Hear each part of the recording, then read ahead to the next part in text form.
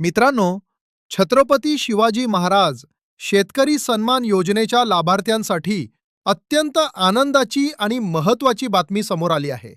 2017 पासून रखडलेली कर्जमाफी आता मार्गी लागत असून शासनाने यासाठी मोठा निधी जाहीर केला आहे.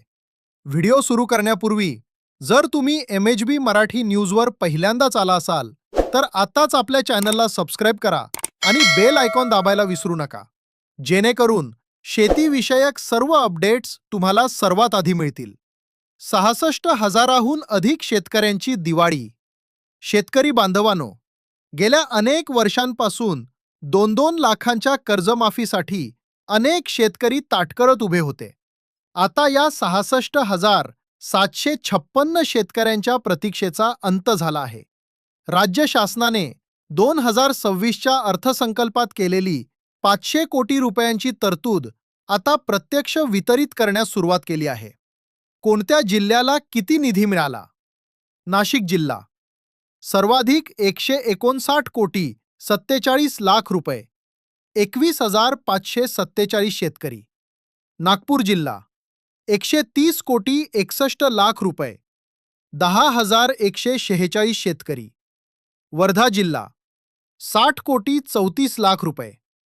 बुलढाणा जिल्हा 48 कोटी 33 लाख रुपये.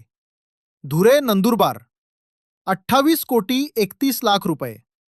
धाराशिव 14 कोटी 75 लाख रुपये. जालना 8 कोटी 87 लाख रुपये.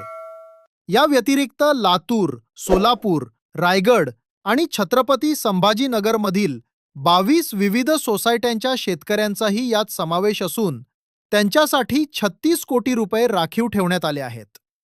कोर्टाच्या दणक्यानंतर हालचालींना वेग. विशेष म्हणजे हा निधी कोर्टाच्या कडक निर्णयानंतर उपलब्ध झाला आहे. न्यायालयाने 6 आठवड्यांच्या आत शेतकऱ्यांची कर्जमाफी करण्याचे आदेश दिले होते. त्यानुसार आता 8 जिल्हा बँका आणि सोसायट्यांना निधी वर्ग केला जात आहे. 5 लाख शेतकरी अजूनही प्रतीक्षेत. एकेकडे 500 कोटींचे वाटप होत असताना दुसरीकडे एक वास्तव हे देखील आहे की अजूनही साधारण 5.90 लाख शेतकरी या लाभापासून वंचित आहेत.